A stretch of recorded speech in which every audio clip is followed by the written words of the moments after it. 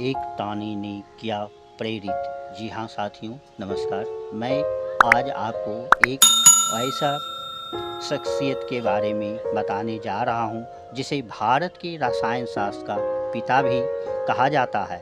आधुनिक भारत के इतिहास में आज़ादी की लड़ाई के नायक बहुत हैं। 2 अगस्त को देश के ऐसे नायक की जयंती है जो देश और देशवासियों के लिए सेवा के एक अनूठी मिसाल बन गए थे। डॉक्टर प्रफुल्ल चंद्र रे देश के पहले प्रोफेसर व प्रथम भारतीय प्रधानाध्यापक थे। उन्होंने देश में रसायन उद्योग की नींव डाली थी। वो एक वैज्ञानिक और उद्यमी होने के साथ साथ इतिहासकार, शिक्षक, शिक्षाविद, परोपकारी आदि बहुत कुछ थे। उनकी सादगी और व्यक्तित्व से महात्मा गांधी भी बहुत प्रभावित थे। आचार्य राय के नाम से मशहूर डॉक्टर प्रफुल्ल चंद्र राय का जन्म 2 अगस्त 1861 को बंगाल के खलुना जिले के रुपौली कतिपराय गांव में, आज का बांग्लादेश, एक कास्य परिवार में हुआ था।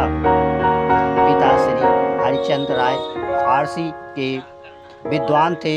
उन्होंने अपने गांव में एक मॉडल स्कूल की स्थापना की थी, जहां प्रफुल्ल चंद्र राय की भी पढ़ाई हुई थी। बाद में परिवार के कोलकाता आने पर वे पहले हेयर स्कूल और फिर एल्बर्ट स्कूल में पढ़े। 1879 में मेट्रोपॉलिटन इंस्टीट्यूट में प्रवेश परीक्षा पास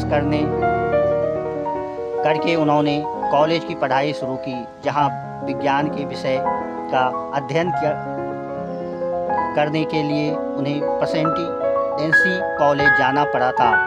यहाँ उन्होंने भौतिकी और रसायन के सुप्रसिद्ध विद्वान सर जॉन एलियट और सर अलेक्जेंडर पटेरेलर से शिक्षा हासिल की। यहीं से इनकी विज्ञान में गहरी दिलचस्पी पैदा हुई। 1882 में प्रफुल्ल राय गिलक्राइट्स छात्रवृत्ति प्रतियोगिता की परीक्षा में सफल हुए। उन्हें विदेश जाकर पढ़ने का मौका मिला। एडिनबरा विश्वविद्यालय प्रफुल्ल चंद्र ने 6 साल तक अध्ययन किया, जहां उन्हें professor James walker, FRS Alexander stems और हफ मार्शल जैसे सहपाठी मिले।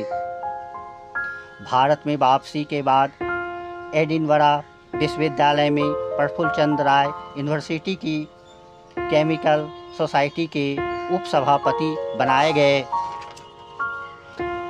1887 में DSc की परीक्षा पास कर इंडियन एजुकेशन सर्विस में प्रवेश पाने के प्रयास किए, किंतु रंग भेद के कारण उन्हें सफलता नहीं मिली।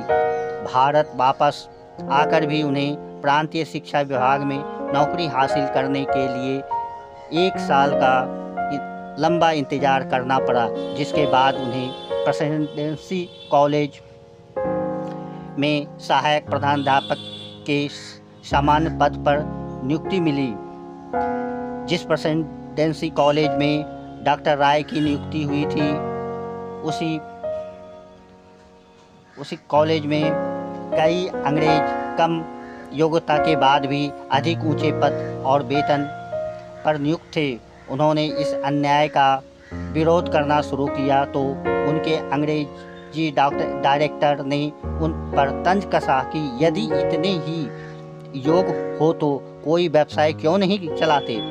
यह बात डॉक्टर राय को इतनी चुभी कि उन्होंने आगे चलकर स्वयं के ही प्रयासों से Bengal Chemical and Pharmaceutical Works को शुरू किया, जिसमें विदेशी ढंग से दवाइयाँ तैयार होती थी। डॉक्टर राय ने 10-12 साल तक गहन अध्ययन कर हिंदू रसायन का इतिहास नामक ग्रंथ लिखा, जिससे उन्हें बहुत शोहरत मिली और इस किताब से देश और विदेश के वैज्ञानिकों को प्राचीन भारत के विलुप्त से हो चुके विशिष्ट रसायन विज्ञान का ज्ञान हुआ। इस पुस्तक के अनुवाद यूरोप के कई भाषाओं में प्रकाशित हुए हैं। 83 साल की उम्र में 16 जून 1944 को डॉक्टर राय का निधन हो गया। यह जानकारी आपको कैसी लगी कमेंट कर बताएं, और अभी तक आपने हिस्टोरी चैप्टर को सब्सक्राइब नहीं किया है तो सब्सक्राइब कर लीजिए और बेल आइकन की घंटी को दबा दीजिए। फिर मिलेंगे एक नई जानकारी, एक नई स्टोरी के साथ। नमस्कार, धन्यवाद।